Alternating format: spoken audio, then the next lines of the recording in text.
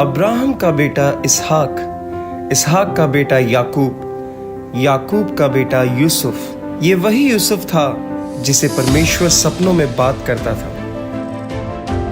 वो यूसुफ जो परमेश्वर के वचन के ऊपर विश्वास करने लगा, सच्चाई में, पवित्रताई में स्थिर रहकर परमेश्वर के साथ एक गहरे संबंध में चलने लगा। और यहाँ से एक ईश्वरीय यात्रा की शुरुआत हुई, एक ऐसी यात्रा जो यूसुफ को करनी थी। जब वो यात्रा शुरू हुई तो उसके अपने ही भाई ईर्ष्या से अंधे होकर उसे गुलामी में बेच देते हैं। दास्ता की बेड़ियां, झूठे आरोप, जेल की सलाखें, हर कदम पर दर्द और अपमान। फिर भी यूसुफ ने हार नहीं मानी।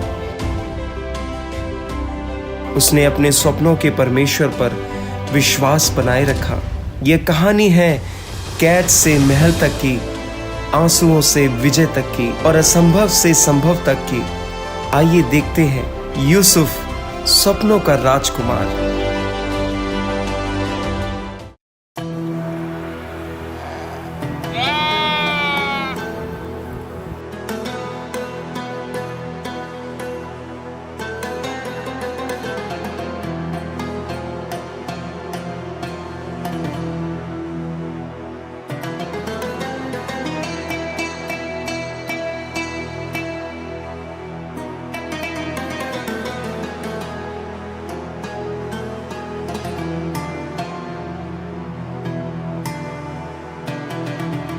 अरे यूसुफ के लिए तो मैं एक उपहार लेके आया था।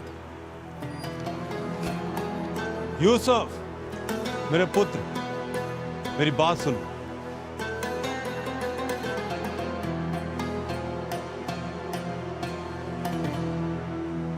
जी पिताजी। हे मेरे पुत्र, तू मेरे जीवन का आनंद है और मैं तुम्हारे लिए एक उपहार लेके आया हूं। रुको।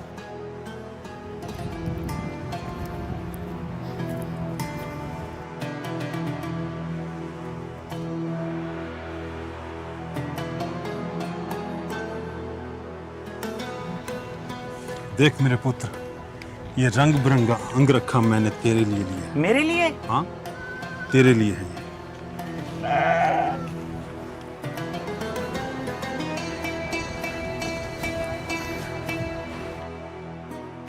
अरे वाह, ये तो बहुत सुंदर है पिताजी।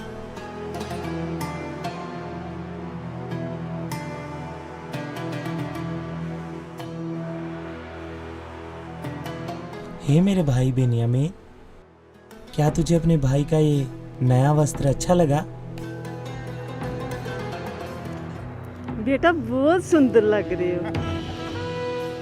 क्या पिताजी मैं सच में इतना सुंदर लग रहा हूँ? बिल्कुल, बहुत सुंदर लग रहे हो, अपने बाप की तरह।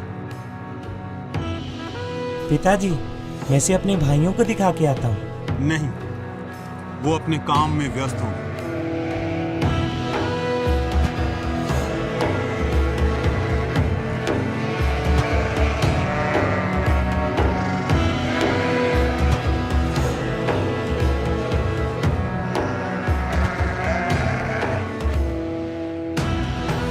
मैं थोड़े समय में वापस आ जाऊंगा पिताजी। ठीक है, सूर्य ढलने से पहले आना।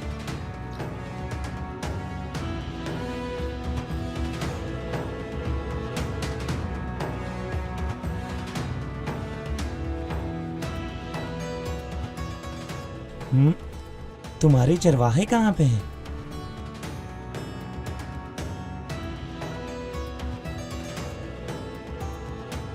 पता नहीं तुम्हारे चरवाहे कहाँ पे सो रहे होंगे।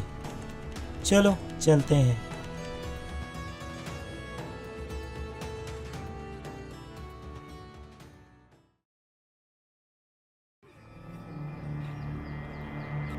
अरे वो देखो, स्वप्नदर्शी आ रहा है, पिता की चापलूसी करने वाला। पता नहीं कब हमारा ये पीछा छोड़ेगा। हम तो इससे तंग आ चुके हैं। भाइयों,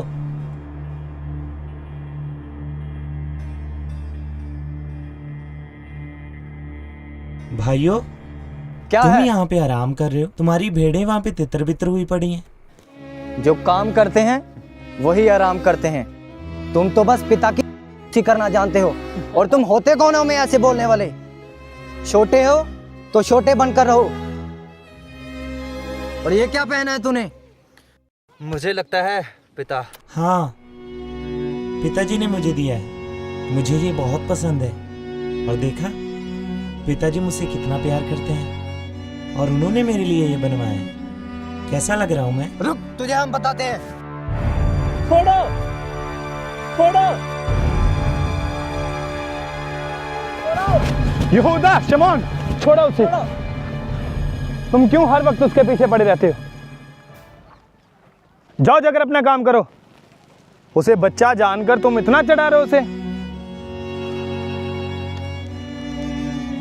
ये मेरे साथ ही ऐसा क्यों करते हैं हर बार? क्या इसमें मेरी गलती है कि मैं अपने पिता का सबसे चहेता हूँ? यूसुफ, जाओ जाकर उधर काम करो। क्यों? मैं उनके साथ क्यों नहीं जा सकता? मैं तुमसे बड़ा हूँ, तुमने सुना नहीं? जाकर उधर काम करो, जाकर भेड़ों को चराओ। ठीक है।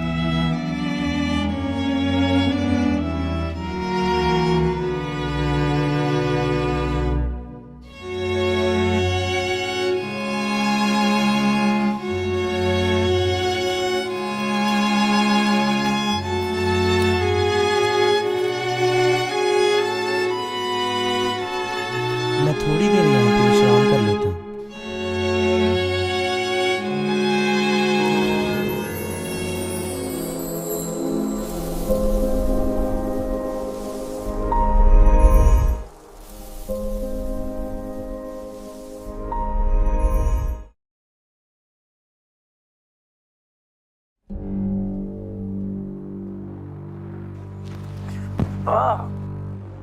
ये किस लिए? तुम काम के समय सो रहे हो। वो तो मेरी थोड़ी सी झपकी लग गई थी। थोड़ी सी झपकी? हे स्वप्नदर्शी, पिता की चापलूसी करने वाले, चल उठ और चल हमारे साथ। यहूदा, शमौन, चलो, पहले बहुत समय हो चुका है। चल हमारे साथ। जल्दी करो।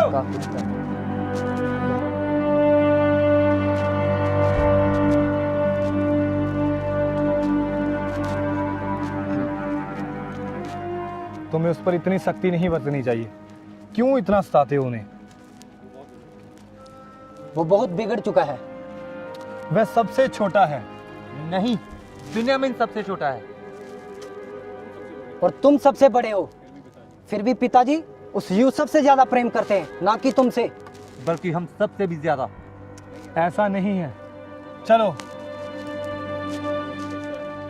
वो भी बच्चा है, उसके साथ इतनी ज्यादा सख्ती नहीं करनी चाहिए। सुनो भाइयों, मुझे एक स्वप्न आया है। यूसुफ, अभी बस भी करो।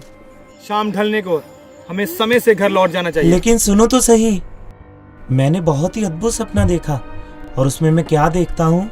हम लोग खेत में पूले बांध रहे हैं और मेरा पूला उठकर सीधा खड़ा हो गया, और तब तुम्हारे पूलों ने मेरे पूले को चारों तरफ से घेर लिया और उसे दंडवत किया। बस कर यूसुफ, ये कैसा स्वप्न देखा है तूने? हम तुझसे ज्यादा मेहनत करते हैं, और क्या तू हम पर प्रभुता करेगा? इसका कहने का मतलब है कि हम इसे दंडवत करेंगे और इसे प्रणाम करेंगे। पर जो मैंने देखा वो बिल्कुल हकीकत लग रहा था। यूसुफ, अब बस भी करो। चलो घर, और पिताजी हमारा इंतजार कर रहे हैं।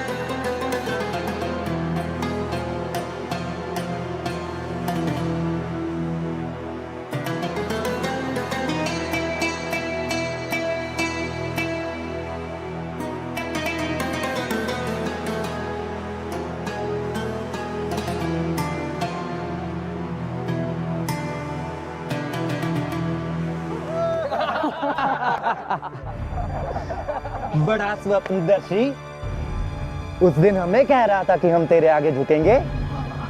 तू तो हमारे आगे झुक रहा है। हमें कहता था कि हम इसे दंडवत प्रणाम करेंगे। बड़ा स्वप्नदर्शी,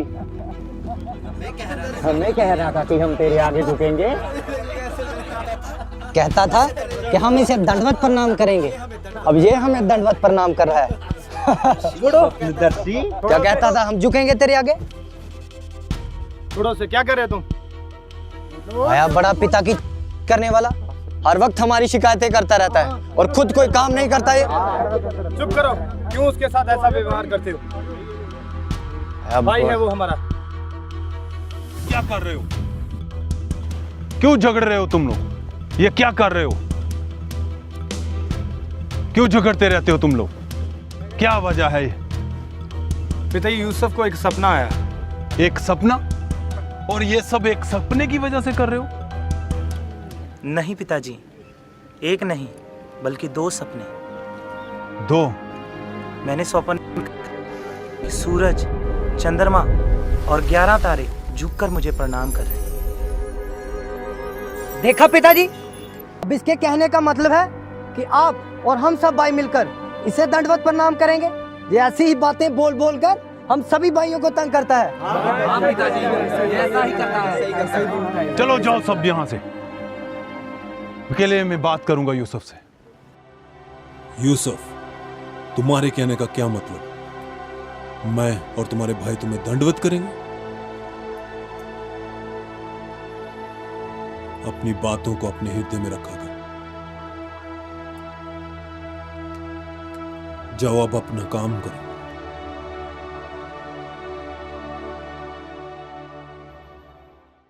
यूसुफ के स्वप्न केवल उसकी कल्पना नहीं थे, वे परमेश्वर का संदेश थे, परंतु सभी हृदय इस सत्य को स्वीकार नहीं कर पाते। उसके भाइयों का मन ईर्ष्या से भर उठा और यहीं से शुरू हुआ एक ऐसा सफर जिसकी मंजिल वह खुद भी नहीं जानता था।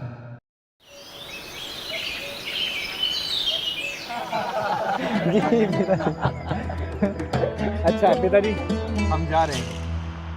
इस बार कहां जा रहे हो तुम? इस बार हम स्केम को जा रहे हैं। ठीक है, ध्यान रखना अपना और अपने भाइयों का। सब भाई मिल के रहना, ठीक है?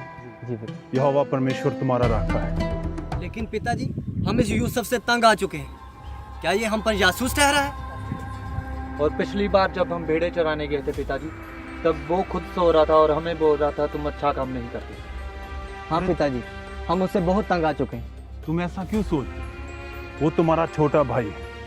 हाँ, वो खुद नहीं जाता, जो मैं उसे करने को कहता हूँ वो वही करता। पर तुम चिंता मत करो, मैं तुम लोगों के काम पर खुश हूँ। और तुम लोग जाओ, अच्छे से काम करना और अपना ध्यान रखना। लेकिन पिताजी वो, मैं तुम्हें क्या कह रहा हूँ? क्या तुम्हें समझ नहीं आ रहा है? क्या तुम मेरी आज्ञा का पालन नहीं करोगे? जाओ, यहोवा परमेश्वर तुम्हारा राखा है।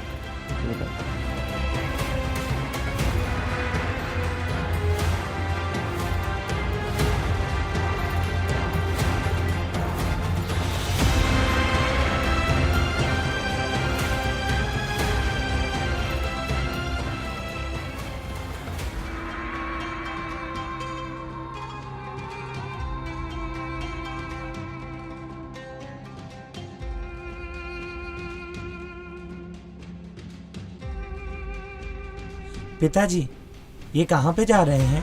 ये काम के सिलसिले में शकेम को जा रहे हैं। क्या मैं भी इनके साथ जाऊं? तुम नहीं जा रहे, तुम यहीं रुकोगे। पर पिताजी, मुझे जाना है इनके साथ। नहीं नहीं, तुम अभी छोटे हो, तुम यहीं रुकोगे। ठीक है पिताजी।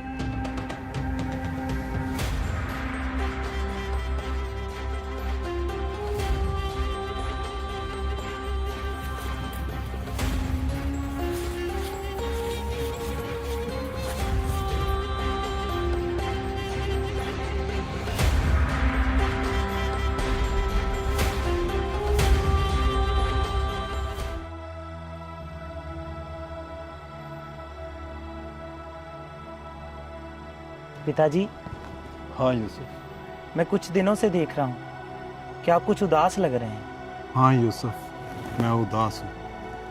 तेरे भाइयों को लेके मैं थोड़ा चिंतित हूँ। आप चिंता मत करें पिताजी।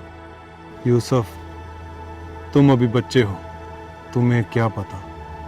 जब बाप बनोगे तो फिर तुम जानोगे कि जब बच्चे बाप के पास नहीं होते हैं तो उसे कितनी फिक्र होती है। पिताजी मैं जाता हूँ ना, उनकी खबर लेकर आऊँगा। नहीं, मैं चाहता हूँ तू मेरे पास ही रहे। पर पिताजी अब मैं बड़ा हो चुका हूँ, मैं जा सकता हूँ। नहीं, मैं फिर भी चाहता हूँ तू मेरे पास ही रहे।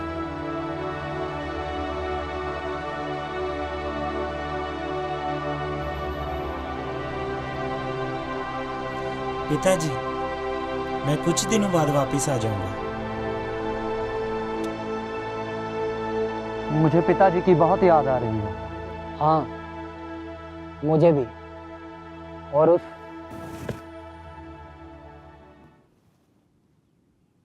यहूदा, शिमोन, क्या अब तक तुम उसकी बात से नाराज हो? वो बच्चा है अभी, काम पे ध्यान दो अपना। मैं अब तक भी उस बात को नहीं भुला पा रहा। वो कैसे पिताजी को शर्मिंदा कर रहा था अपने स्वप्न बता बताकर। वो अपने स्वप्न बताकर हमें हर वक्त तंग करता रहता है। चलो यहाँ आकर इतना तो सुकून है कि उसकी गंदी शक्ल नहीं देखनी पड़ रही। गंदी शक्ल फिर से देखनी पड़ेगी। क्या क्या मतलब है तुम्हारा? मेरे सामने उसका नाम मत लो। वो देखो, परेशानी सामने चल के आ रही है। ये करने क्या आया होगा? अब ये पिताजी को जाके बताएगा, हमारी चुगली करेगा और कहेगा ये वहां घूम रहे थे, ये जहां काम नहीं कर रहे थे। हर एक बात जाके पिताजी को बताएगा। कोई बात नहीं, आने दो इसे, इसका काम तमाम करते हैं।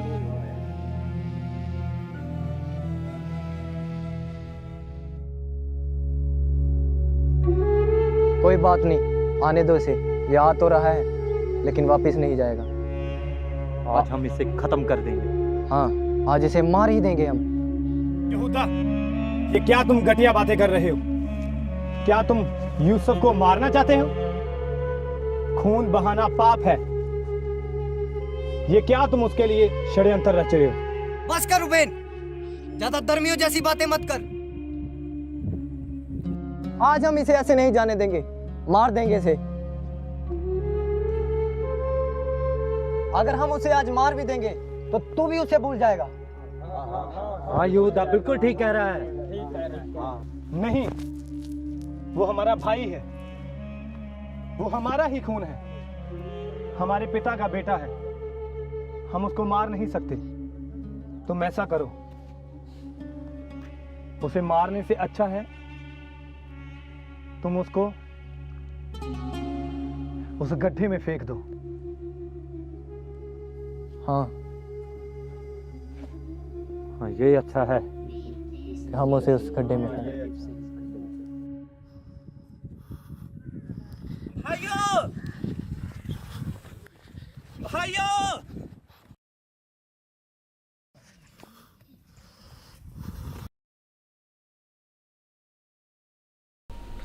तुम चिंता मत करना, मैं तुझे बचा लूंगा। ये लो।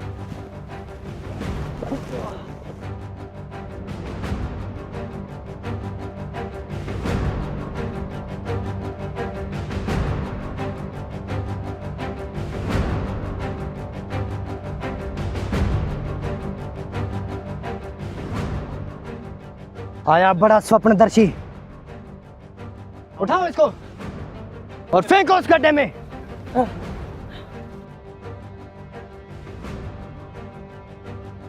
जल्दी लाओ इसे और फेंक दो इसे इस गड्ढे में।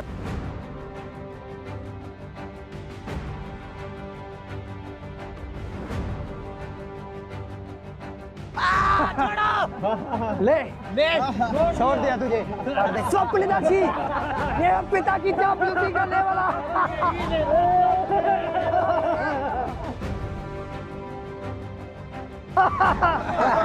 आया बड़ा स्वप्नदर्शी, हमको झुकाने वाला खुद झुक गया। कहता था हम इनसे दंडवत प्रणाम करेंगे। अब यहाँ पर स्वप्न देख, स्वप्नदर्शी यहाँ पर लेटकर स्वप्न देख। आया बड़ा स्वप्नदर्शी, कहता था मुझे छोड़ दो, ले छोड़ दिया तुझे। मुझे बाहर निकालो, रुबे, मुझे बाहर निकालो। मेरी गलती क्या है? तुमने मुझे गड्ढे में क्यों डाल दिया? मुझे बाहर निकालो।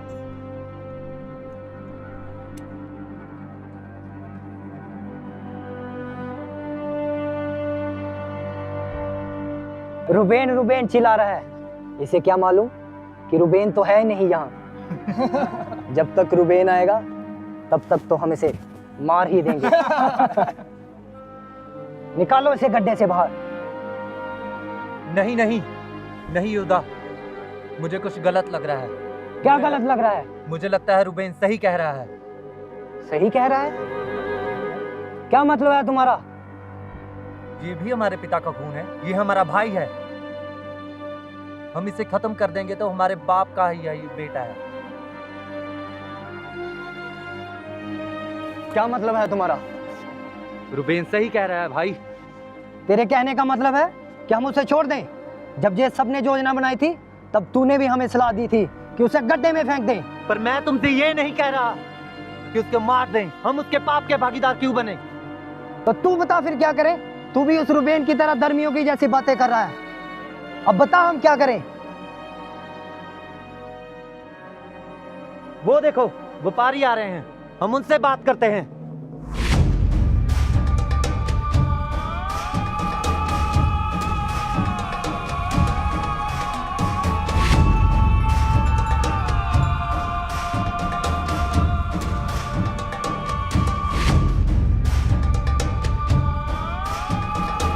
यहूदा, शिमोन, रुबेन, मुझे बाहर निकालो, मुझे बाहर निकालो।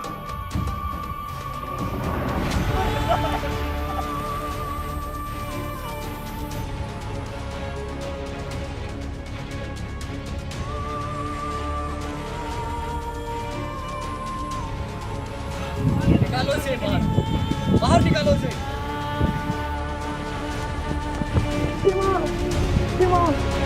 पकड़ो इसे।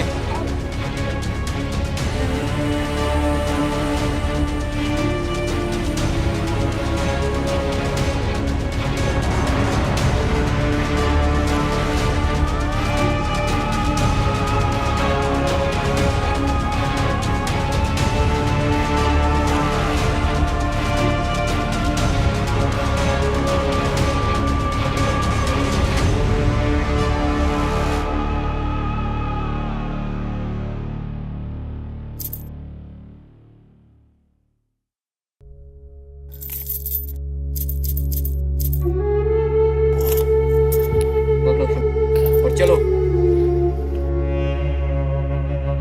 यहूदा, शिमोन, लेवी,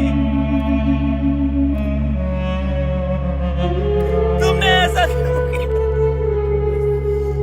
मुझे क्यों बेच दिया? यहूदा!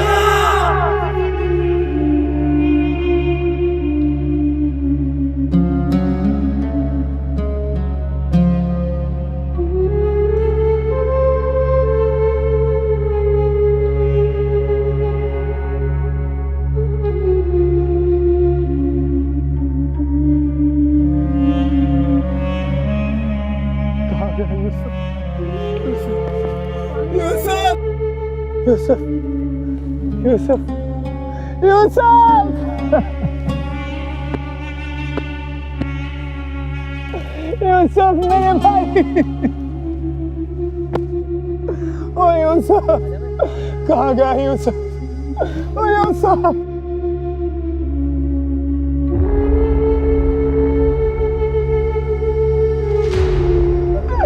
ओ यूसुफ, यहूदा कहाँ है यूसुफ?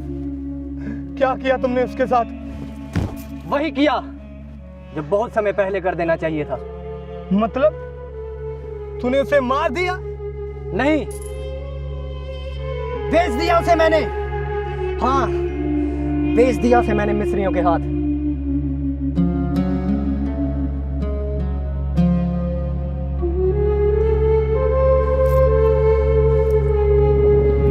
और ये लो अपना हिस्सा और अपना मुंह बंद रखना।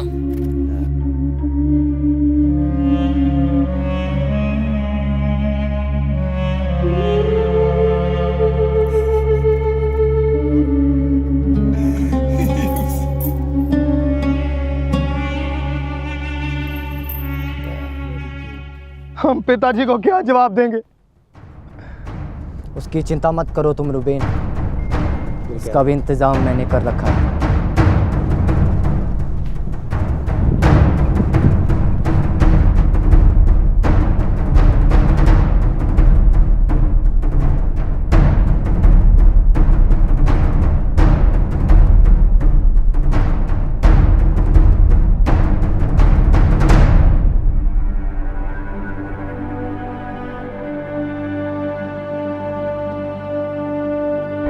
ये आपके पुत्र का है?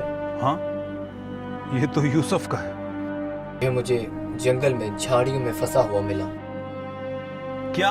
जी, ये मुझे जंगल में मिला, झाड़ियों में फंसा हुआ। मुझे तो लगता है किसी जंगली जानवर ने उसे मार दिया होगा। नहीं, क्या यूसुफ नहीं रहा?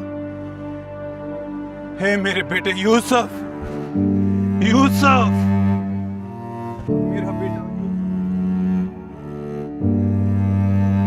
मेरे बेटे यूसुफ, यूसुफ, ऐसा नहीं हो सकता है। मेरा बेटा यूसुफ, मेरे बेटे यूसुफ, मेरा पुत्र नहीं रहा। मेरे बेटे, मेरे पुत्र।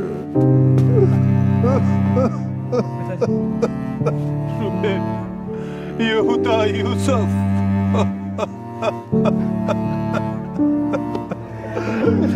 मेरा पुत्र यूसुफ, यूसुफ नहीं रहा।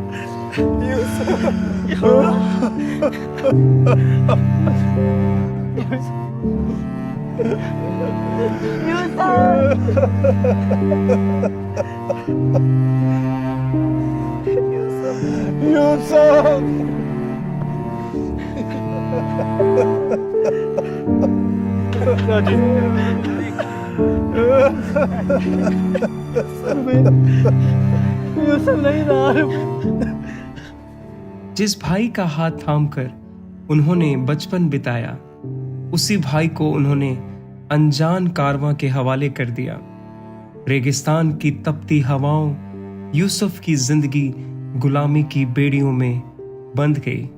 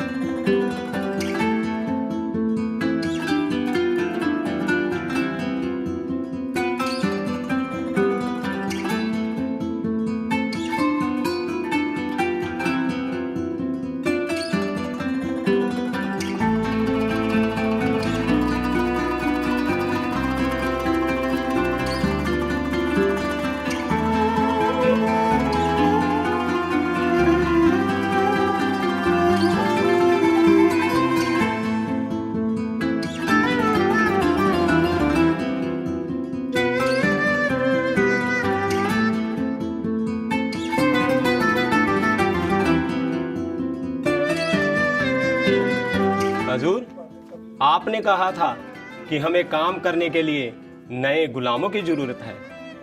ये देखिए गुलाम।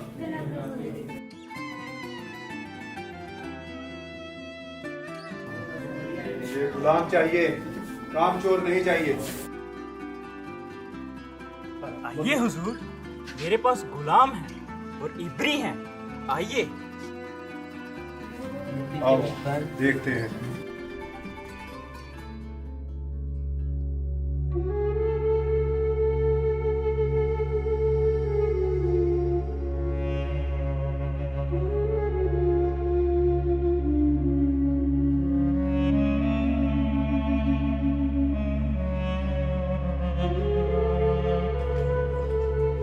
कौन है तुम और तेरा नाम क्या है? मेरा नाम यूसुफ है और मैं कनान से हूँ और मैं किसी का गुलाम नहीं हूँ। और तू क्या प्रधानमंत्री है? मुझे यही चाहिए। क्या दाम है इसका? हुजूर, आपके लिए सिर्फ 50 शेकल। 50 शेकल बहुत ज्यादा है, लेकिन इसके लिए दिए, इसे लेकर आओ। ये लीजिए, और ये गुलाम हमें चाहिए।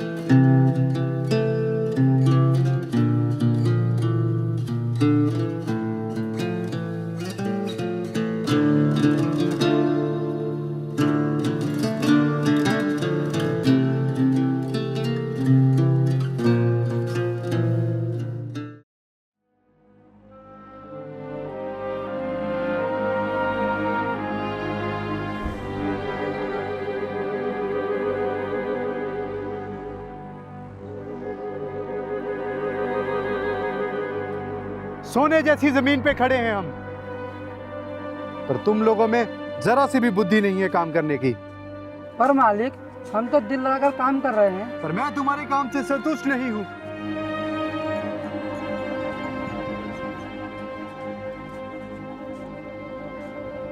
मुझे इस काम के लिए कोई बुद्धिमान व्यक्ति ढूंढना पड़ेगा। मालिक, अगर आपकी आज्ञा हो तो मैं इस काम में आपकी कुछ मदद कर सकता हूँ। क्या तुम्हें ये पढ़ना आता है? मुझे लिखना भी आता है मालिक। तो बताओ, क्या सहायता कर सकते हो तुम मेरी?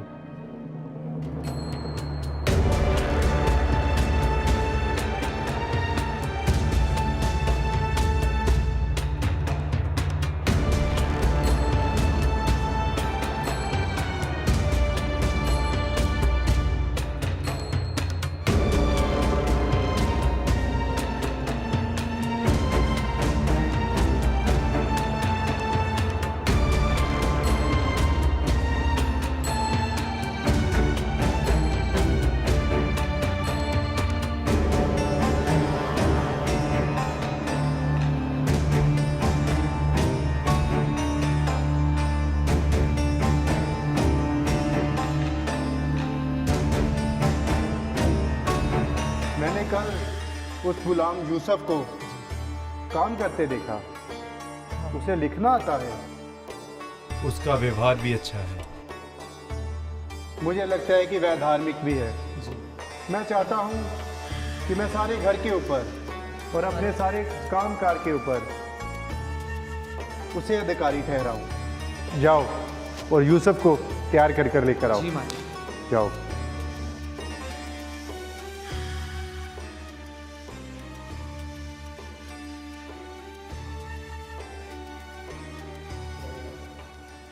आओ यूसुफ, तुम जब से नौकर बनकर मेरे घर में आए हो, मेरे सारे काम सफल हुए हैं। तुम मेरे लिए भाग्यशाली हो। मैंने देखा है कि ईश्वर का अनुग्रह तेरे ऊपर है, इसलिए मैं तुझे अपने सारे घर के ऊपर और सारे कामकाज के ऊपर अधिकारी ठहराता हूँ, सिवाय मेरी पत्नी को छोड़कर। जो हुक्म हो मेरे आका। तुम जाओ और यूसुफ के साथ काम में उसका हाथ बटाओ। जी मालिक। मैं कुछ दिनों के लिए बाहर जा रहा हूँ और तुम सारा काम देखो और सारा काम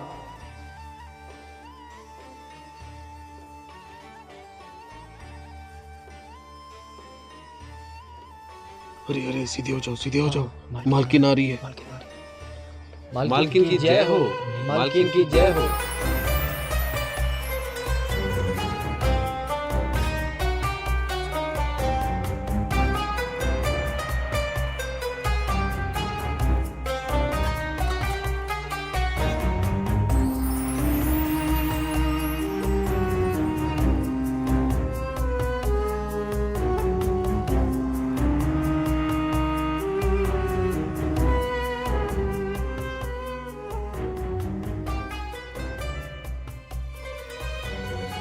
कौन है इतना भाग्यशाली इंसान जिसके बारे में आपकी मालिक बात कर रहे थे? मालकिन, वो एक इब्री दास यूसुफ है। यूसुफ!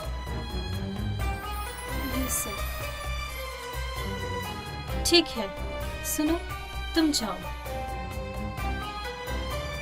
अच्छा, तो तुम हो यूसुफ? जी मालकिन। इसलिए मेरे स्वामी ने तुम्हें सारा अधिकार दिया है। सुना है तुम बहुत बुद्धिमान हो, तो जब जब मैं तुम्हें बुलाऊं तो चले आना।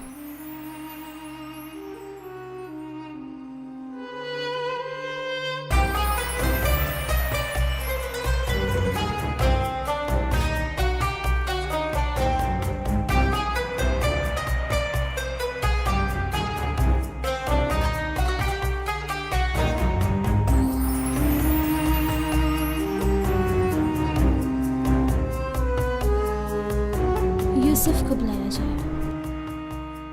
ओह यूसुफ, सुना है बहुत अच्छा काम कर रहे हो। क्या हुआ यूसुफ? मुझे कुछ गलत लग रहा है। गलत? इसमें गलत क्या है? आज तो तुम्हारे स्वामी भी घर पर नहीं है। चाहे मालिक घर पे हो या ना हो, पर मुझे उस यहोवा परमेश्वर का डर है। यहोवा परमेश्वर? वह कौन है? वो सब कुछ जानता है और उसे सब कुछ दिखता है, और व्यभिचार करना एक पाप है।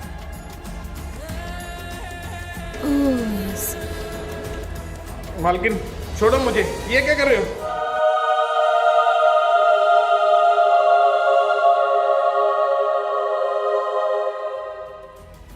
यूसुफ, अब देख मैं तेरा क्या हल करती हूँ।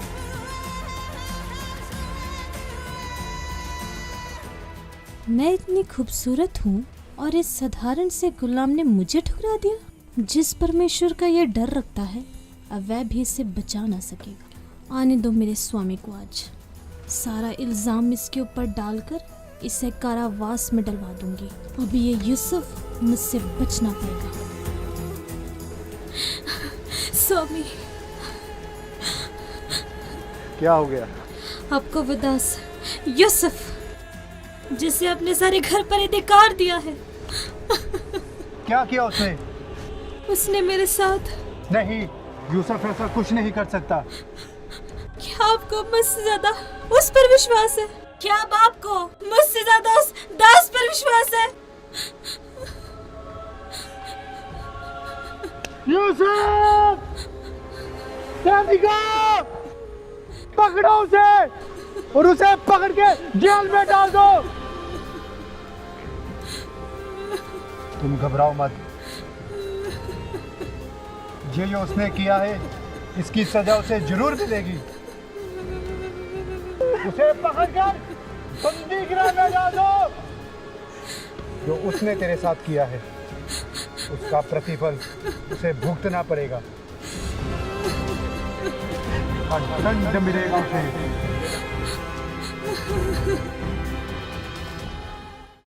झूठे आरोप, टूटी प्रतिष्ठा और कैद की अंधेरी सलाखें, पर यूसुफ का हृदय अडिग रहा। वह जानता था, चाहे मनुष्य उसे छोड़ दें, उसका परमेश्वर उसे कभी नहीं छोड़ेगा।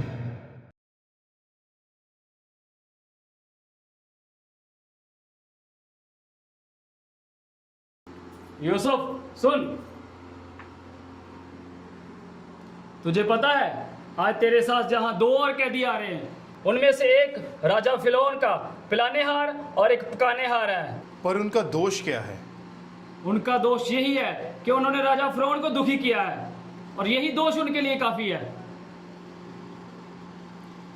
यूसुफ, मुझे पता है तू जहां काफी देर से रह रहा है, और तेरा यहाँ रहना मेरे लिए आशीष का कारण है, और मैं चाहता हूँ तू जहाँ पे रहकर मेरे सब कामकाज की और मेरे कैदियों की देखरेख कर। सुनो, तुम इसीलिए आशीषित हो क्योंकि मेरा यहोवा परमेश्वर मेरे संग रहता है।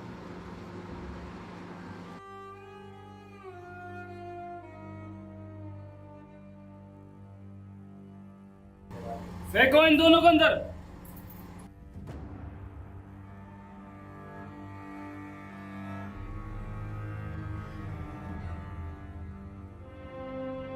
हमें बचाओ, हमें छुड़ाओ, हमारी कोई गलती नहीं है, हमारा कोई कसूर नहीं है, हमने कुछ नहीं किया, हमें बचाओ, हमें छुड़ाओ, हमें छुड़ाओ।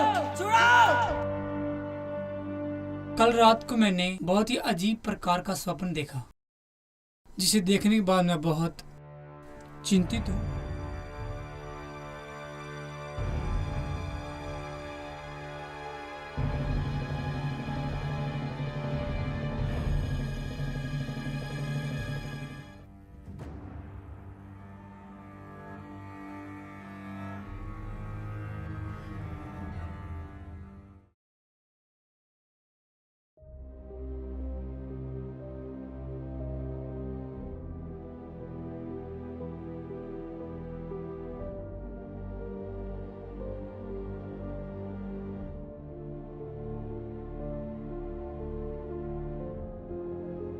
बहुत उदास लग रहे हो। तुम दोनों क्यों उदास हो? क्या हुआ? कल रात को हमने एक स्वप्न देखा। उस स्वप्न को देखने के बाद मैं बहुत ज्यादा घबरा चुका हूँ, क्योंकि उसका अर्थ बताने के लिए हमारे पास कोई नहीं। सारे ज्योतिषी और जादूगर राजा फिरौन के पास हैं। अब उन स्वप्नों का अर्थ हमें कौन बताएगा? क्या स्वप्नों का अर्थ बताने वाला परमेश्वर यहोवा नहीं है, जो सब कुछ जानता है? मुझे अपने स्वप्न बताओ कि क्या हुआ तुम्हारे साथ। क्या तुम सच में उन स्वप्न का अर्थ बता सकते हो? मेरा परमेश्वर जो मेरे संग रहता है वो मुझ पे सब जाहिर करेगा। क्या ये बात सच है? अच्छा, मैंने एक स्वप्न देखा कि मेरे सामने एक दाखलता है, और उस दाखलता में 3 डालियां हैं, और उसमें मानो कलियां लगी हैं, और वे फूली और उसके गुच्छों में दाख लगकर पक गई। फिरौन का कटोरा मेरे हाथ में था, और मैंने उन दाखों को लेकर फिरौन के कटोरे में निचोड़ा और कटोरे को फिरौन के हाथ में दे दिया।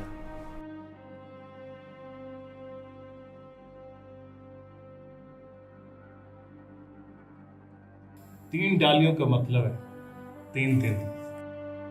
अब से 3 दिन के भीतर राजा फिरौन तुझे फिर से तेरे पद पर नियुक्त करेगा, और पहले के समान तू फिर से उसका कटोरा उसके हाथ में दिया करेगा। मेरी एक बात याद रखना, जब तू अपने पद पर दोबारा से नियुक्त कर दिया जाए तो राजा से मेरी चर्चा करना, क्योंकि मैं एक इब्री पुरुष हूं और धोखे से मुझे बेचा गया, और अब भी मैं बिना किसी कसूर के इस जेल में बंद हूं। जब राजा तुझे ये अच्छी खुशखबरी दे तो मेरी चर्चा राजा फिरौन से कर। मैंने भी एक स्वप्न देखा। क्या देखा तुमने? मैंने देखा कि मेरे सिर पर 3 टोकरियां हैं, उन सफेद रोटी की 3 टोकरियां हैं, और राजा फिरौन के लिए उस टोकरी में सब पकी पकाई वस्तुएं रखी हुई हैं। और मैं आगे देखता हूं कि सबसे ऊपर की टोकरी में से पक्षी आकर के उसको खा रहे हैं। और इस स्वप्न के बाद मैं बहुत ज्यादा डर गया। ये क्या है? 3 टोकरियां मतलब 3 दिन। ये सच में मैं भी इसके समान उसी पद पर आ जाऊंगा? नहीं, इन 3 दिनों के भीतर राजा फिरौन तेरा सिर कटवाकर तेरी लोथ को वृक्ष के ऊपर टंगवा देगा और पक्षी तेरी लोथ को नोच नोच कर खा जाएंगे। नहीं, ये सही नहीं है। तुम कोई ज्योतिषी नहीं हो सकता। ये सब गलत। ऐसा कभी नहीं होगा मेरे साथ, ऐसा कभी नहीं हो सकता। तुमने उसके विषय में तो सही अर्थ बताया, परंतु मेरे विषय में सही अर्थ नहीं बताया। ऐसा कभी नहीं होगा।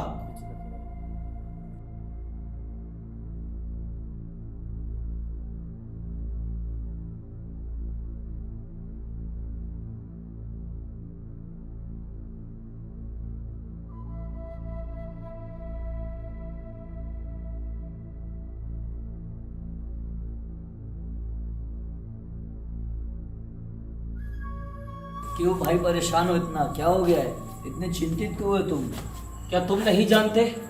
आज 3रा दिन है और उसने जो मेरे विषय में स्वप्न बताया, मुझे डर है कि मेरे साथ क्या होगा। और मुझे बहुत डर लग रहा है क्योंकि आज 3रा दिन है, कहीं उसका कहा हुआ सच ना हो जाए। ज्यादा चिंतित मत हो, शांत हो जा, परेशान ना हो, कुछ नहीं होगा। तुम्हें क्या फिक्र है? उसने तेरे विषय में तो सही स्वप्न का अर्थ बताया, परंतु मेरे विषय में उसने सही नहीं बताया। तो मुझे डर लग रहा है कि मेरे साथ क्या होगा। कुछ नहीं होगा, शांत रहे, कुछ नहीं होगा, चिंता ना कर। तुम चुप रहो।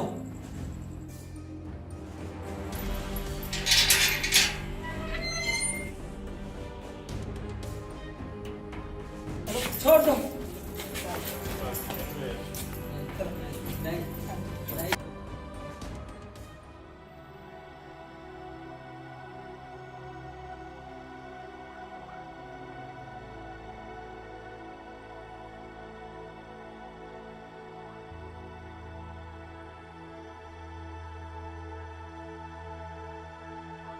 मेरा परमेश्वर मेरे संग है,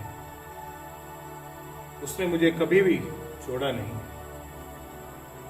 वो मुझे छुड़ाए या ना छुड़ाए, तभी वो मेरा परमेश्वर है। और मुझे उस सच्चे परमेश्वर के ऊपर पूरा विश्वास है कि वो मुझे इस कैद से छुड़ा लेगा और ऊंचा करेगा।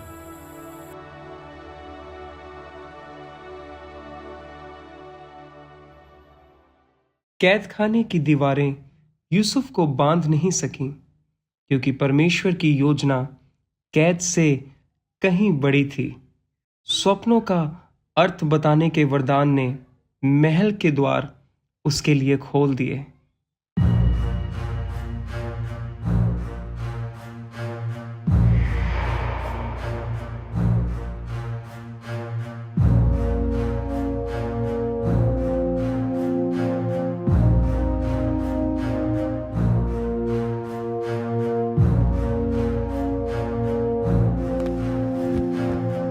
क्या पूरे मिस्र देश में कोई भी ऐसा भविष्यवक्ता या ज्योतिषी नहीं जो मुझे मेरे स्वप्नों का अर्थ बता सके?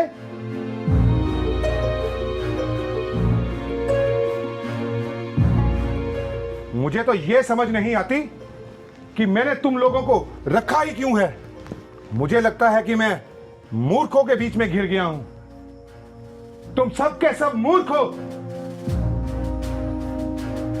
क्या पूरे मिस्र देश में तुम्हें कोई ऐसा एक भी मनुष्य नहीं जानता जो मेरे व्याकुल मन को शांत कर सके? क्या मैंने निकम्मों की फौज भर्ती कर रखी है? सबके सब मूर्ख लगते हैं मुझे।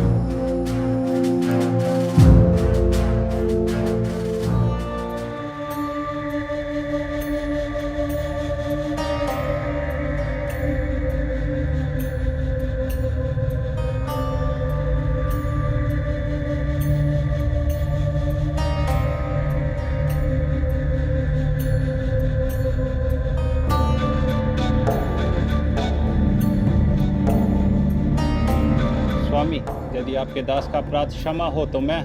तुम क्या कर सकते हो इस विषय में? यदि हमारे देश के इतने बड़े बड़े भविष्यवक्ता और ज्योतिषी कुछ ना कर सके तो तुम मेरी सहायता क्या करोगे?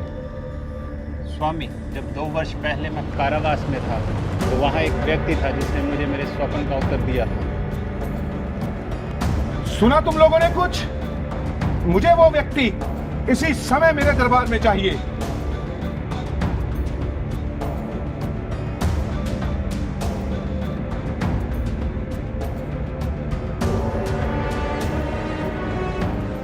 क्या तुम हो वो मनुष्य जो सपनों के अर्थ बताता है? नहीं, भला मैं कौन हूं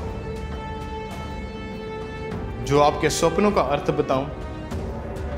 स्वप्नों का अर्थ बताने वाला तो मेरा यहोवा परमेश्वर है, जो मेरे ऊपर सब बातों को जाहिर करता है। आप अपना स्वप्न बताइए।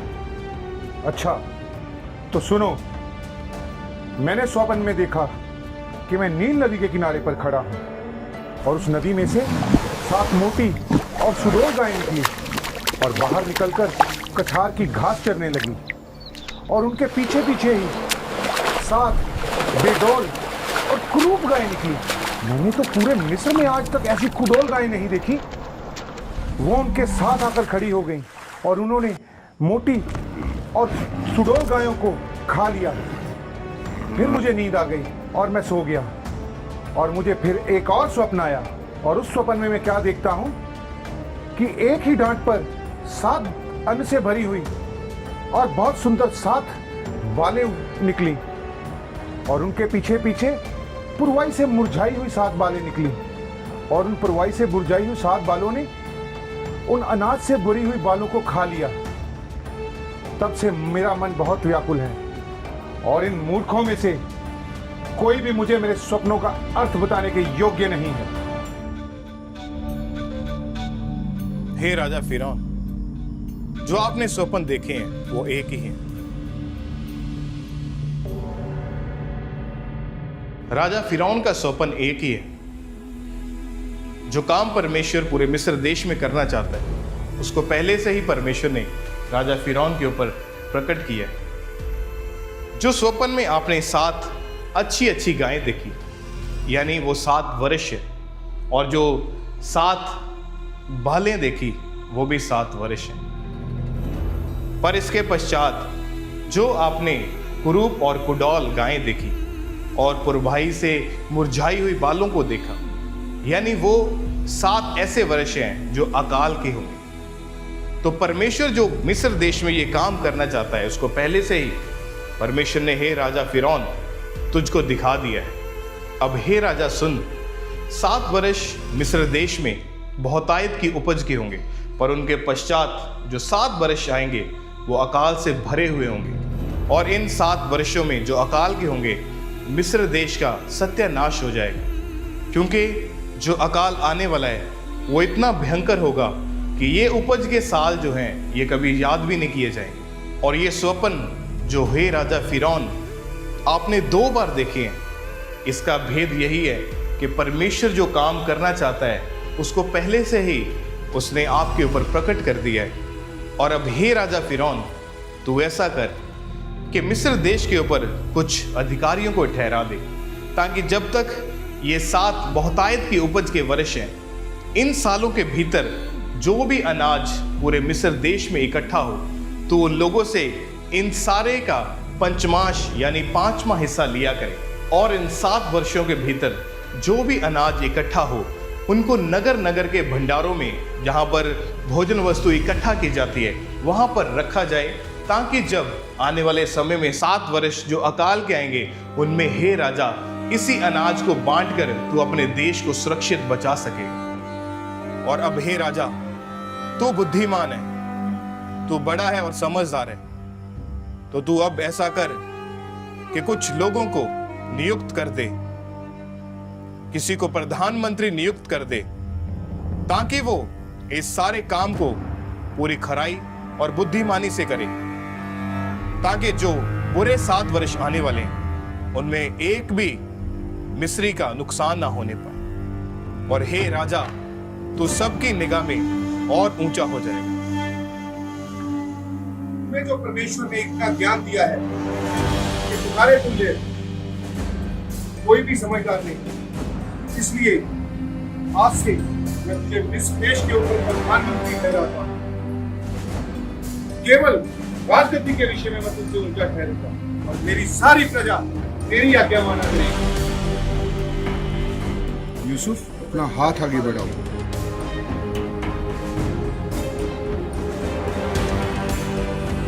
आज से मैं तुम्हें मिस्र देश के ऊपर प्रधानमंत्री नियुक्त करता हूं।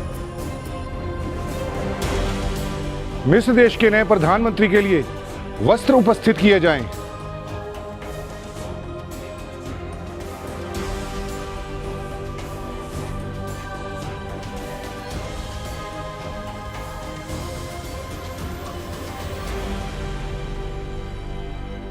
यूसुफ, ये तुम पर बहुत अच्छा लगेगा।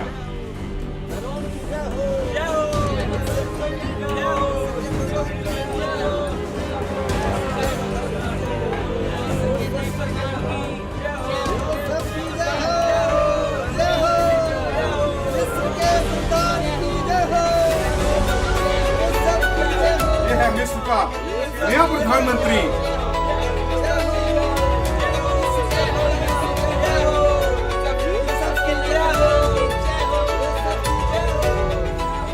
मेरे परमेश्वर, मैं आपका धन्यवाद करता हूं कि आपने मुझे कभी छोड़ा नहीं। जब मेरे अपने भाइयों ने मुझे गड्ढे में फेंका और मुझे बेच डाला, तभी तूने मुझे छोड़ा नहीं। जब मैं बेचा गया और एक दास की तरह मुझसे काम करवाया गया, तब भी तूने मुझे नहीं छोड़ा। जब मैं जेल खाने में बंद था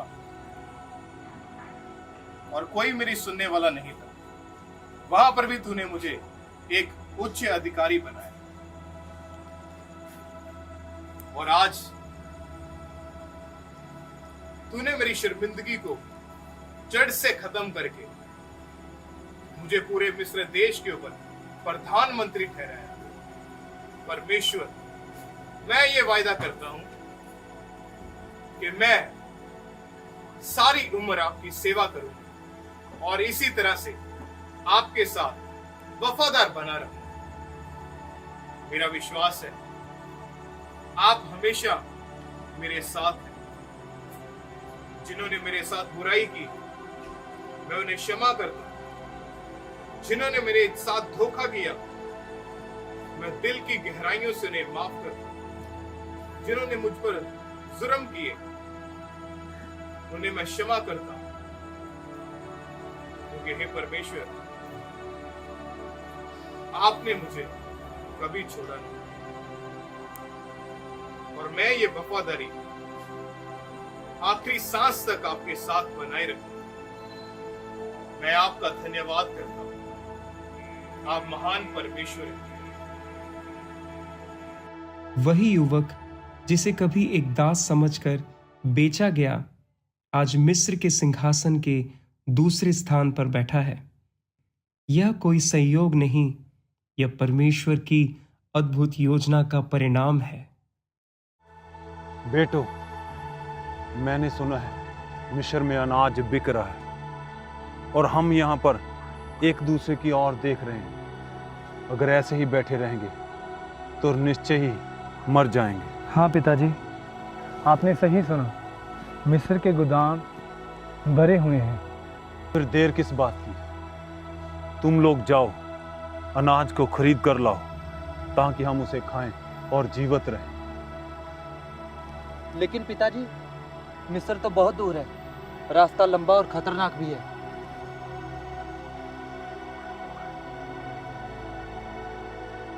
बेटा, खतरों से हमें नहीं डरना।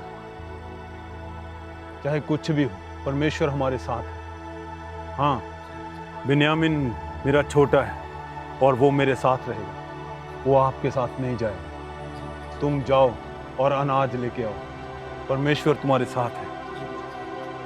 जैसा आप कहते हैं पिताजी, हम वैसा ही करेंगे। हम मिस्र जाएंगे और बिन्यामीन आप ही के साथ रहेंगे। ठीक है, अब तुम जाओ और मिस्र से अनाज खरीद कर लाओ और लौटते समय रास्ते में सावधान रहना। जी।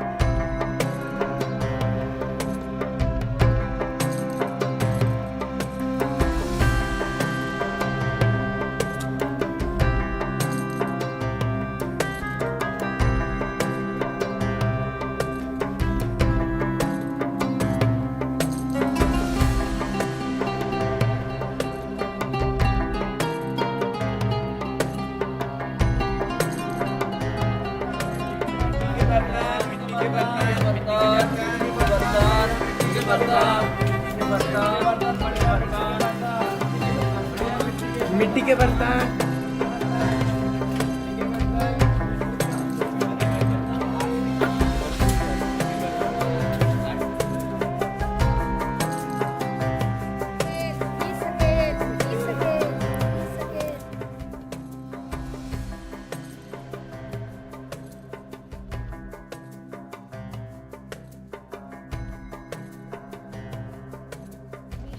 इसे पूछता है।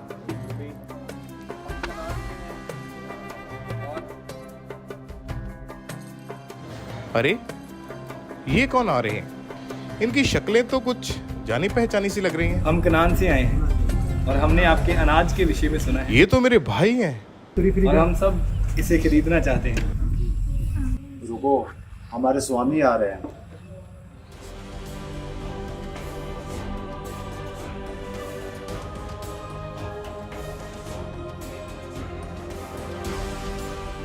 मिस्र के प्रधान, जल्दी करो, हम सब इन्हें दंडवत करते हैं।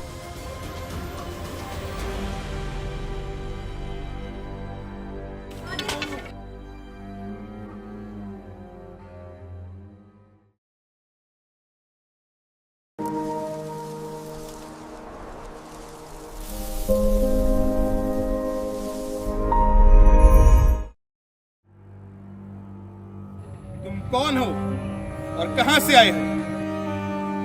स्वामी, हम चरवाहे हैं और कनान देश से आए हैं और हम यहाँ पर अनाज खरीदने के लिए आए हैं। तुम सब जासूस हो। क्षमा करें प्रभु, क्या कहा आपने?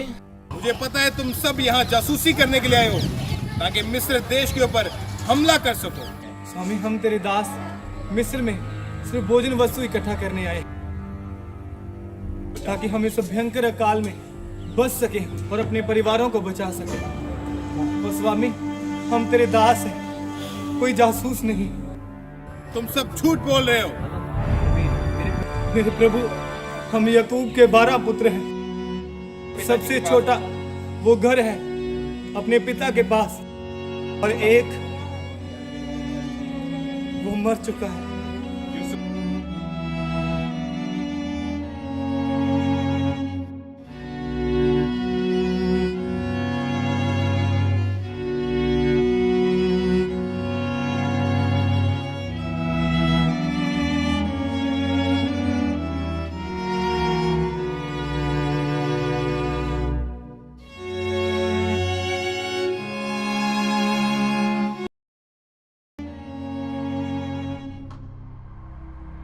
नहीं, तुम झूठ बोल रहे हो। तुम सब जासूस हो, सबके सब जासूस हो। सैनिकों, पकड़ लो इन्हें और बंदी गृह में डाल दो।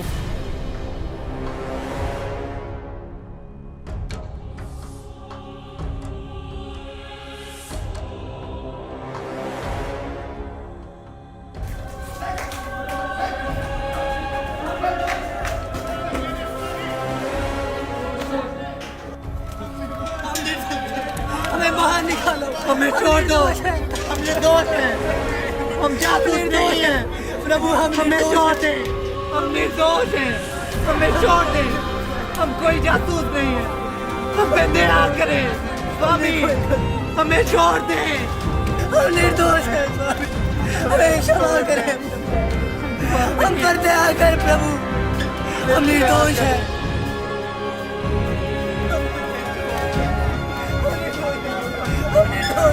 हम निर्दोष हैं, हम जासूस नहीं, हम पे दया करें, हम निर्दोष हैं, निर्दोष हैं,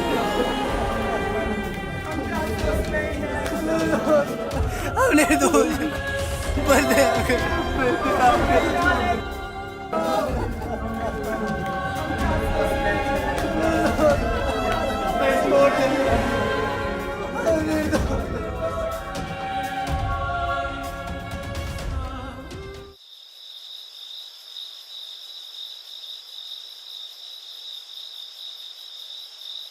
लगता है कोई आ रहा है।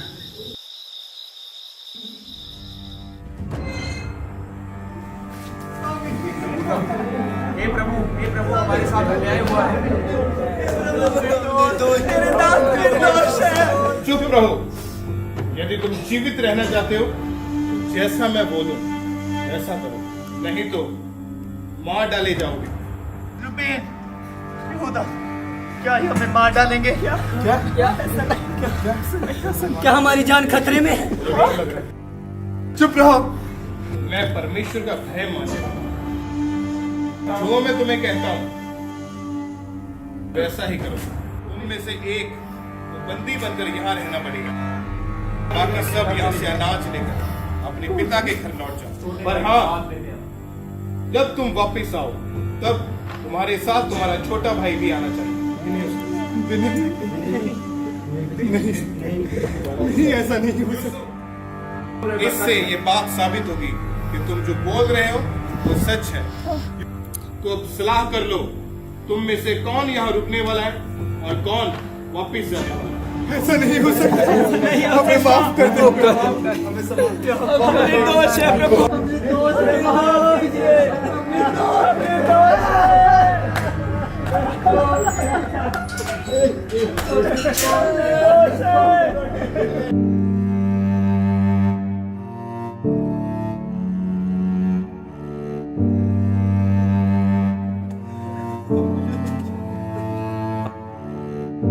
और इसलिए कि हमने अपने भाई यूसुफ के साथ गलत किया था। चुप करो तुम, मैं ये सब नहीं सुन सकता। तुम्हें ये सब कुछ सुनना पड़ेगा। यहूदा, क्या मैंने तुम्हें नहीं कहा था कि अपने भाई के विरुद्ध पाप ना कर? और क्या मैंने नहीं कहा था कि अपने भाई का लहू मत बहाओ? लेकिन नहीं यहूदा, तूने मेरी एक नहीं सुनी। मेरी ओर देखो यहूदा और जवाब दो। यहूदा, अब परमेश्वर यूसुफ के खून का बदला हमसे ले रहा है, हम सबसे।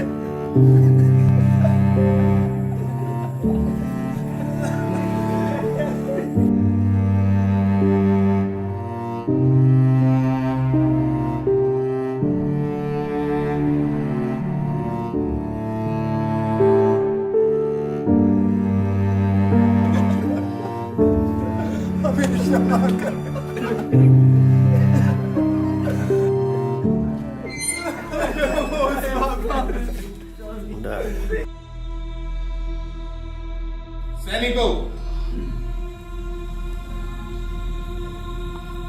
इसे पकड़ लो,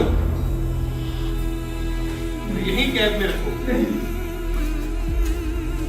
मुझे छोड़ दो, मुझे छोड़ दो। तुम निकलो निकलो जल्दी से, अपनी भोजन वस्तु उठाओ, निकलो यहाँ। निकलो यहाँ से। छोड़ दो मुझे। निकलो निकलो छोड़ दो। रुबेन यहूदा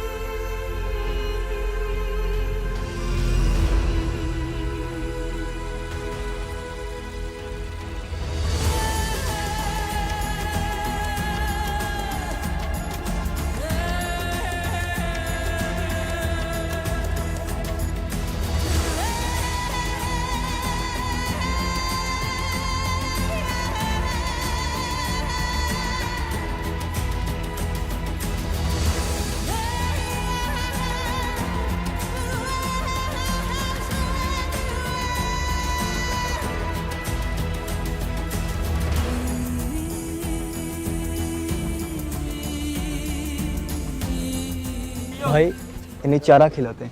हाँ ना सोच के पिताजी बहुत खुश होंगे। अरे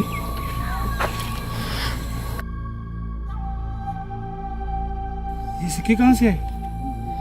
यहूदा देखो।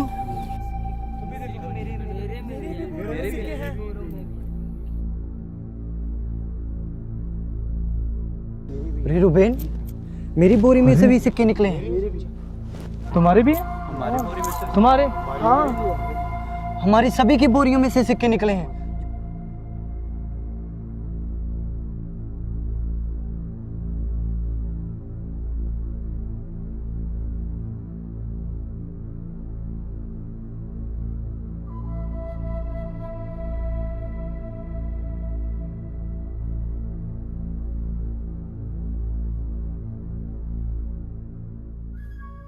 देखिए हम आ गए।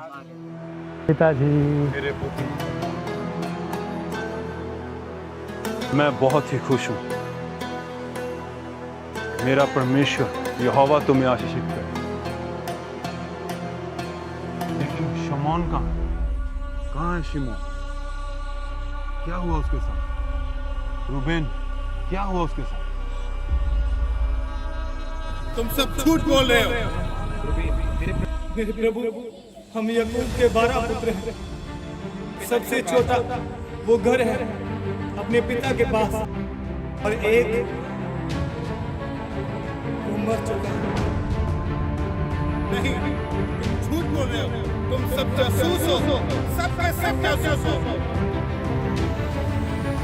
सैनिकों, पकड़ लो इन्हें, बंदीगृह में डाल दो।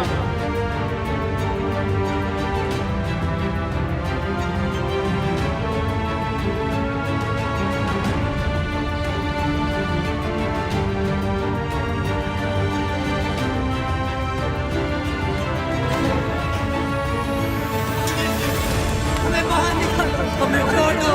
हम निर्दोष हैं। हम जासूस नहीं हैं। प्रभु हमें छोड़ दे। हम निर्दोष हैं।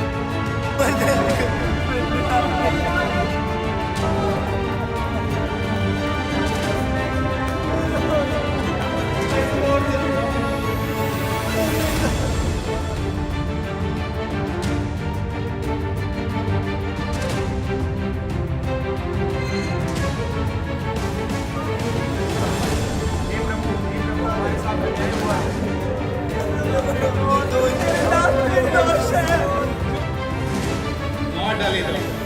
उनमें से एक बंदी बनकर यहाँ रहना पड़ेगा। पर हाँ, जब तुम वापस आओ तब तुम्हारे साथ तुम्हारा छोटा भाई भी आना चाहिए। इससे ये बात साबित होगी कि तुम जो बोल रहे हो वो सच है।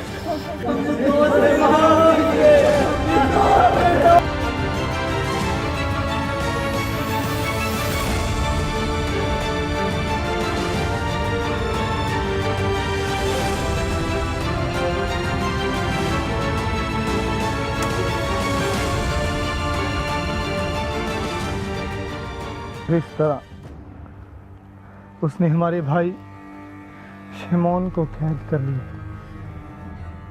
और हमें ये ढेर सारा अनाज देकर यहाँ भेज दिया। और उसके बाद जब हमारे दिल उस घटना से भरे हुए थे, तो जब हमने अपने गधों के ऊपर जो थैले रखे थे उनको देखा, तो उनमें वही सिक्के पड़े थे जो हमने अनाज के लिए उनको दिए थे।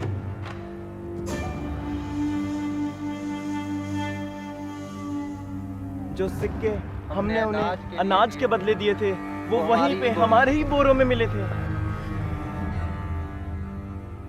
तो क्या अब मिस्री चोर समझेंगे और मेरे बेटे शिमोन को मार डालेंगे? नहीं पिताजी, हमें अपने आप को निर्दोष साबित करने का एक रास्ता है। क्या है वो? क्या है? बोलो बोलो, क्या है?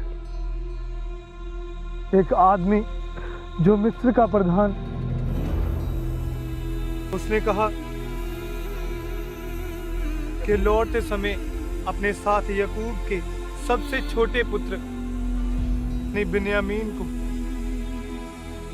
कराओ। नहीं, ये नहीं हो सकता। मैं पहले ही अपना बेटा यूसुफ खो चुका हूं। अब बिन्यामीन? नहीं, ये नहीं होगा। मैं मर जाऊं? नहीं, बिन्यामीन नहीं, ये नहीं होगा। बिन्यामीन यहीं रहेगा, वो मेरे पास ही रहेगा।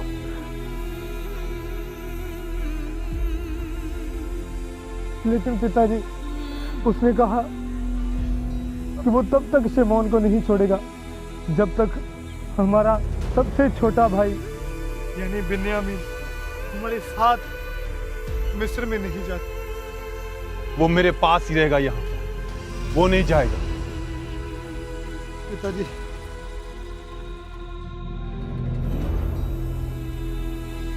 कि मैं बिन्यामीन और अपने सब भाइयों को जीवित वापस लेके आऊंगा। कृपया आप मेरा विश्वास करें और बिन्यामीन को मेरे साथ जाने दें। ठीक है, मैं विश्वास करता हूँ कि मैं तुम सबको दोबारा फिर से देखूं। बिन्यामीन, बिन्यामीन,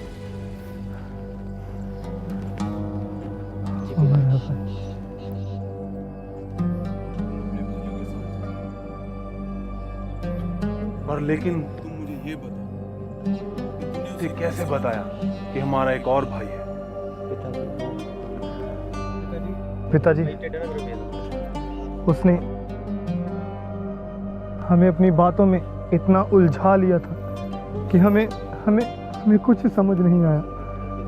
लेकिन हमने तो सिर्फ उसकी बातों का उत्तर दिया था। पता नहीं कैसे हम उसकी बातों में आ गए। पिताजी,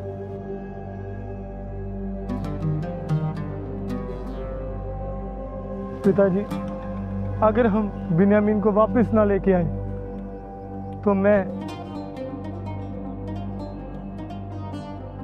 और मेरी जान और जो कुछ भी मेरा है, मैं सब कुछ आपको समर्पित कर दूंगा।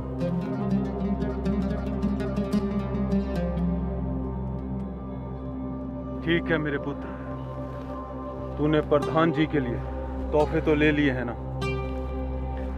जी पिताजी।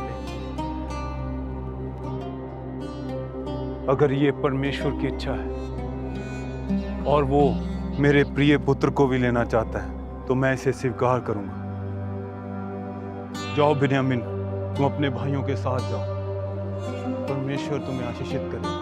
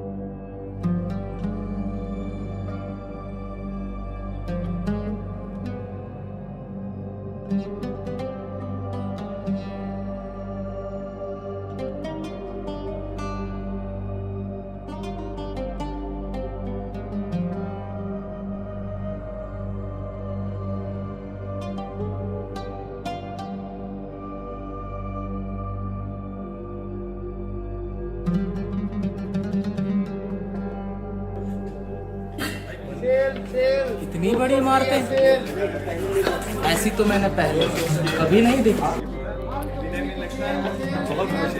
हाँ भाई, बिन्यामीन की चेहरे की खुशी देख रही है।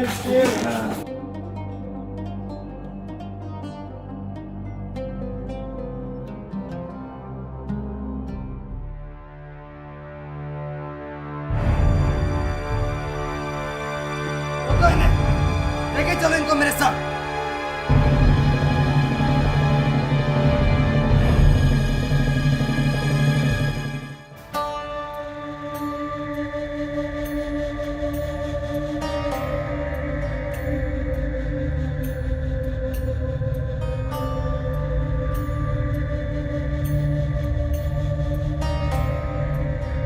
अनाज की थैली में जो धन रखा था वो हमने तेरे सैनिकों को लौटा दिया।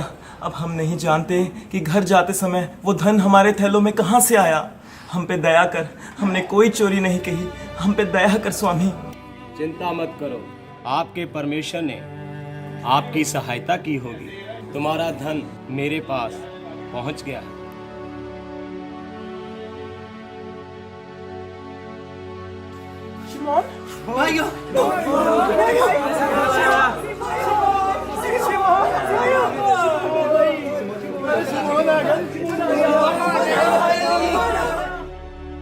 आओ, मैं तुम्हें अपने स्वामी के घर लेके चलता हूँ।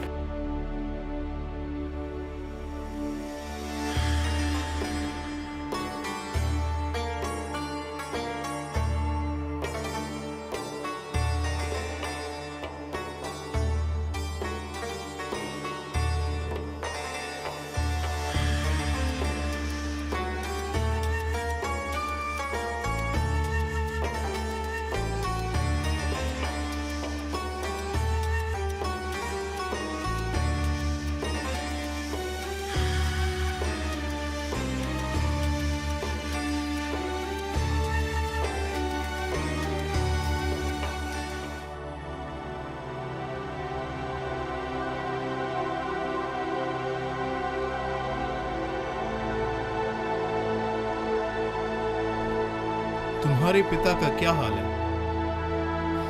स्वामी, आपके दास हमारे पिता वो जिंदा है और बिल्कुल ठीक है।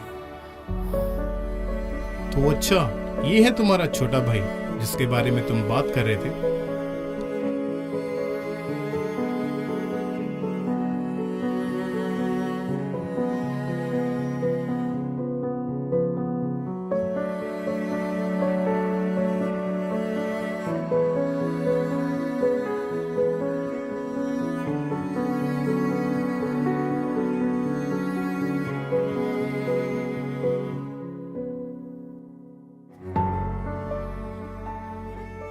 बिन्यामीन, वो तुम्हें क्या कह रहे थे? क्या भाई? मेरे छोटे भाई बिन्यामीन, मैं तुमसे बहुत बहुत प्यार करता हूँ। मैंने ये कभी नहीं सोचा था कि मैं कभी दोबारा अपने भाइयों से इस तरह मिलूंगा।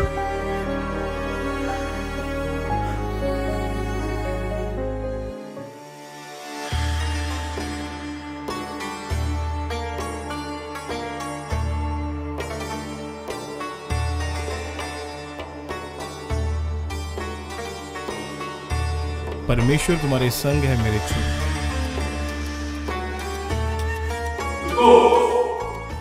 तुम यहाँ पर नहीं, इन सब को अंदर लाओ बैठो। और इन्हें खाना दो। और तुम वहां नहीं, यहाँ पर आकर बैठो। और तुम सबसे छोटे हो ना, तुम वहां पर जाकर बैठो।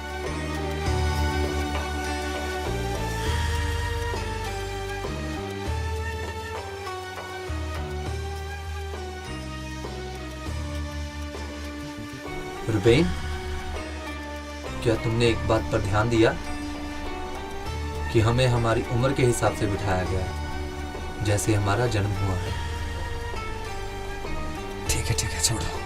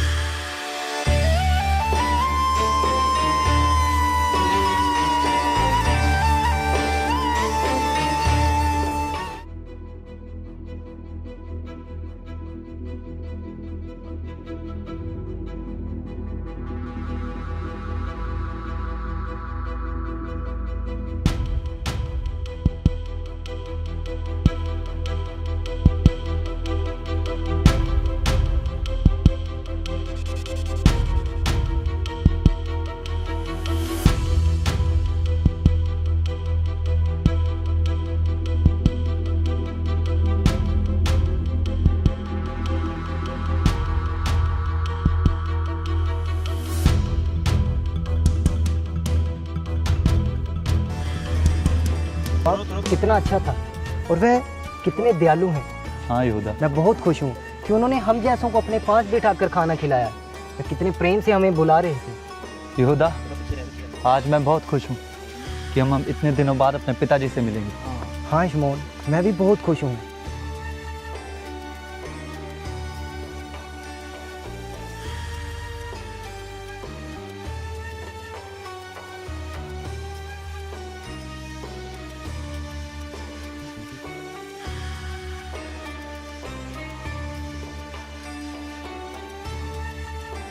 ये क्या है? ये किसने चुराया? और ये किसके थैले से निकला है? ये तुम सभी चोर हो। थैला तो मेरा है, लेकिन मैंने इसे नहीं चुराया। हम भला ऐसा क्यों करेंगे? आपको कोई गलत फहमी हुई? क्या है? ये कहाँ से आया? पकड़ लो सिपाहियों सबको।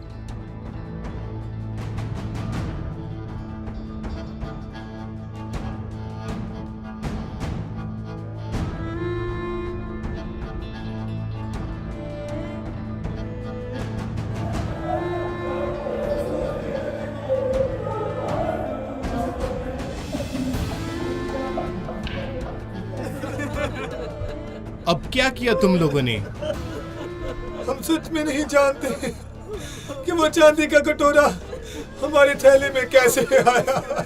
हमें क्षमा कर दे स्वामी, हम अपनी बेकसूरी को कैसे साबित करें? क्या हम सब ने इतना बड़ा गुनाह कर दिया कि जो हम सब गुलाम बन के रहे? हम कैसे अपने आप को साबित करें स्वामी? अपने आप को कैसे साबित करें? तुम सब नहीं, केवल वो जिसके थैले में वो चांदी का कटोरा निकला। हे स्वामी, बिन्यामीन की जगह तुम मुझे ले ले, क्योंकि बिन्यामीन के खोने के दुख को हमारा पिता कभी सहन नहीं कर पाएगा। तुझसे हम भीख मांगते हैं स्वामी, तुम मुझे ले ले। बिन्यामीन की जगह तुम मुझे ले ले स्वामी, तुम मुझे ले ले स्वामी, तुम मुझे ले। हमारी जाओ, चले जाओ यहाँ से और मुझे अकेला छोड़ दो यहाँ पर।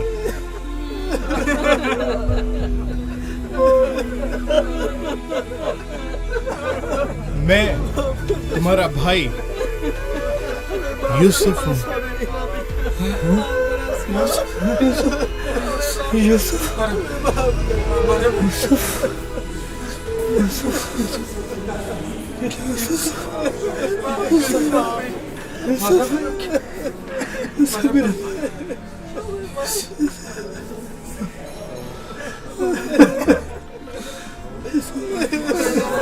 ये हमारा भाई। अरे तुम रो क्यों रहे हो?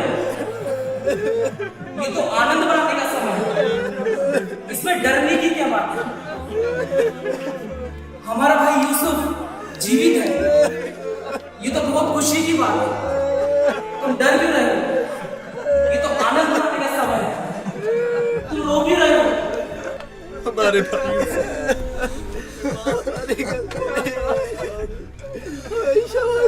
हे परमेश्वर, हम पे दया कर।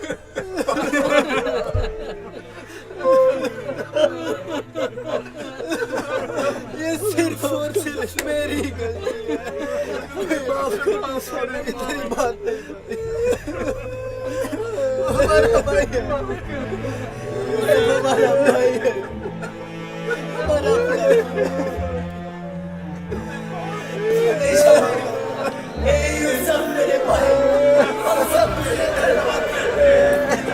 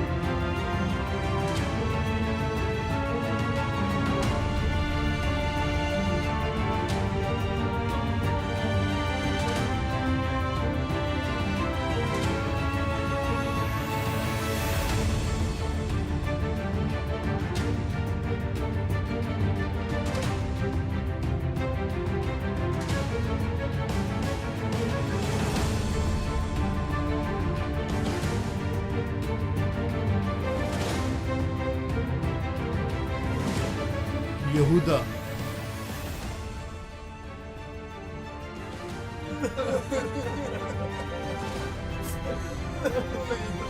शमौन, मैं वही तुम्हारा भाई हूं जिसे तुम लोगों ने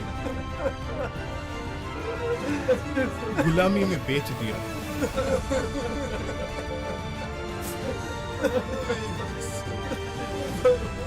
पर अब मत रो, क्योंकि मेरा जो दुख था उसको मेरे परमेश्वर ने आनंद में बदल दिया है।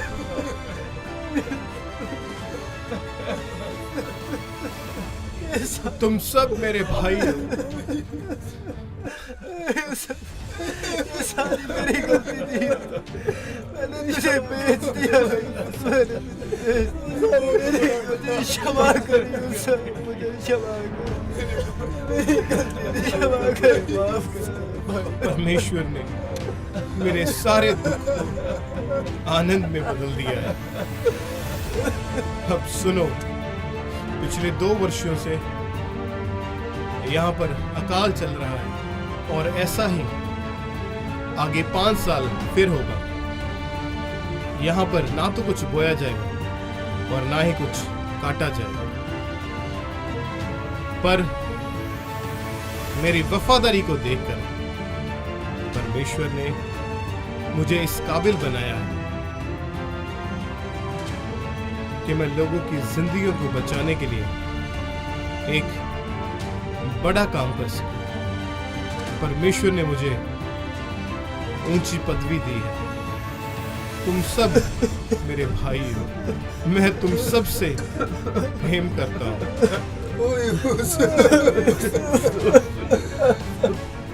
हमारे भाई।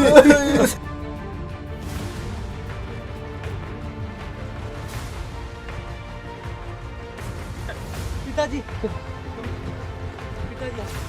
शमौन, बिन्यामीन, तुम सब कुशल से हो? पिताजी, आपके लिए एक और बहुत बड़ी खबर है। क्या? मिशन में सब कुछ ठीक ठाक है? जी पिताजी। जी, आपका बेटा, हम सबका भाई, अब यूसुफ भी जीवित है। हाँ पिताजी, यूसुफ जीवित है और वो मिस्र का प्रधान बन चुका है। पिताजी, पिताजी, यूसुफ जीवित है। हम सभी ने उसे अपने गले से लगाया और अब वह चाहता है कि आप भी हमारे साथ चले और इस अकाल के दिन में हम सब जीवित रह सके। हाँ पिताजी। क्या मेरा बेटा यूसुफ जीवित? जी पिताजी, हमारा भाई यूसुफ जीवित। चलो, मैं उसे मिलना चाहता हूँ। जल्दी चलो।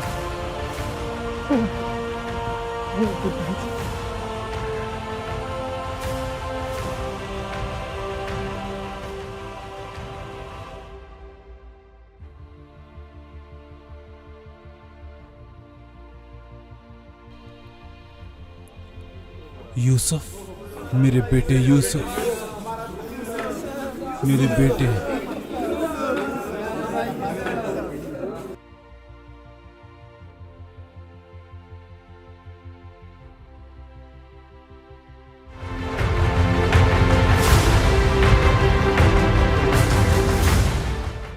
यूसुफ बहुत बुद्धिमान पुरुष है और उसके समान मुझे तो पूरे मिस्र में कोई और बुद्धिमान नजर नहीं आता और परमेश्वर का आत्मा भी उसके संग रहता है। मैं बहुत प्रसन्न हूं, वो मेरे हर्ष का कारण ठहरा है। यूसुफ कहां पर है? अच्छा, तो वो अपने भाइयों के साथ और अपने पिता के साथ हमारे पास आ रहा है। ये तो बहुत ही ज्यादा हर्षोल्लास की बात है। बहुत बढ़िया। आओ यूसुफ, मैं तुम्हारी ही प्रतीक्षा कर रहा था। हे राजा फिरौन, ये मेरे भाई हैं जो कनान देश से यहाँ पर आए हैं। अच्छा, तो ये तुम्हारे भाई हैं? हे हमारे स्वामी, हम कनान से चरवाहे हैं और सालों से हमारे बाप दादा यही काम करते हैं और कनान में भारी अकाल पड़ने के कारण हमारी भेड़ बकरियों के पास कुछ खाने को चारा ना रहा और इसलिए हम आपके देश में परदेसी बन के रहना चाहते हैं। तुम लोग व्यर्थ चिंता क्यों करते हो? तुम्हारा भाई यूसुफ, इसे मैंने पूरे मिस्र पर प्रधान ठहराया है और तुम लोग चिंता कर रहे हो। यूसुफ, तुम्हारे भाई व्यर्थ चिंता कर रहे हैं। यूसुफ, रहते इनको चिंता करने की आवश्यकता नहीं।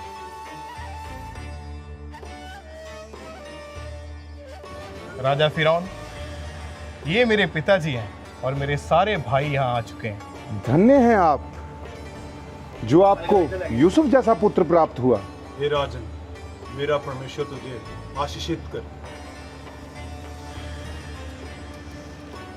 इसके जैसा बुद्धिमान मैंने पूरे मिस्र में कोई नहीं देखा, और इसकी बुद्धिमत्ता के कारण ही आज हमारे मिस्र में किसी वस्तु की कोई भी कमी नहीं है। दूर दूर से लोग मिस्र में अन्न लेने के लिए आ रहे हैं। ये सारा इसी के कारण संभव हुआ है। ये अति बुद्धिमान है। आप बहुत धन्य पुरुष हो कि आपको यूसुफ जैसा पुत्र प्राप्त हुआ। हे राजा फिरौन, मेरा परमेश्वर तुझे आशीषित कर और तेरा राज्य सदा इसी तरह स्थिर रहे। हर अच्छी नेमत तेरे राज्य में हो। तेरे राज्य में रहने वाले लोग, तेरी प्रजा सदा आनंदित रहे। आपके मुंह से ये शब्द सुनकर आज मैं और मेरा पूरा राज्य धन्य हो गए। धन्य हो यूसुफ, जो तुम्हें इनके जैसे पिता मिले।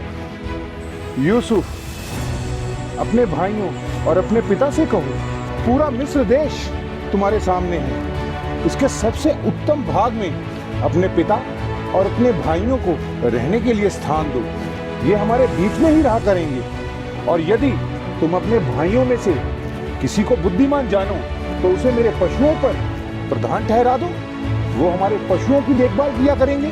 क्योंकि ये सब बातें इसलिए पूरी हुई, परमेश्वर के साथ वफादारी के साथ चलना आज मुझे इस ऊंचाई पर ले आया। एक समय था जब सबने मुझे छोड़ दिया था, लेकिन मेरा परमेश्वर जिसकी मैं आराधना करता हूँ, आज उसने मुझे ऊंचा किया है। मेरी वफादारी के कारण उसने मेरे परिवार को बचाया है, इस पूरे मिस्र देश को बचाया है।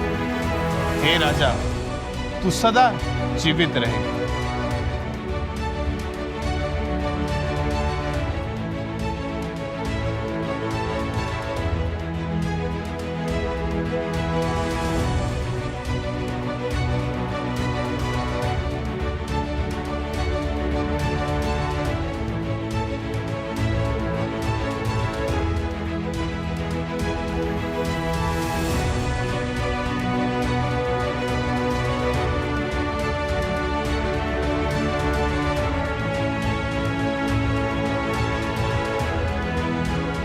जिस युवक को उसके ही अपने भाइयों ने दास समझकर बेच दिया था, वही युवक आज मिस्र का प्रधान बन गया। जिसे उन्होंने खत्म करने की ठानी, परमेश्वर ने उसे और ऊंचा उठा दिया। वर्षों की पीड़ा, विश्वासघात और आंसू, सब कुछ एक उद्देश्य के लिए था, ताकि यूसुफ उस समय पर खड़ा हो जब अकाल पूरे देश को निगल रहा था और अपने ही भाइयों को, अपने ही परिवार को मृत्यु से वो बचा सके। यूसुफ ने प्रतिशोध नहीं चुना, उसने क्षमा को चुना। उसने अपने अतीत को नहीं, परमेश्वर की योजना को देखा। और यही योजना हमें सिखाती है, चाहे अंधकार कितना भी गहरा क्यों ना हो, यदि हम परमेश्वर के प्रति विश्वास से योग्य रहें तो उसकी ज्योति अवश्य चमकती है। यूसुफ की कहानी यहीं समाप्त होती है, पर विश्वास और क्षमा की यह विरासत सदा जीवित रहेगी।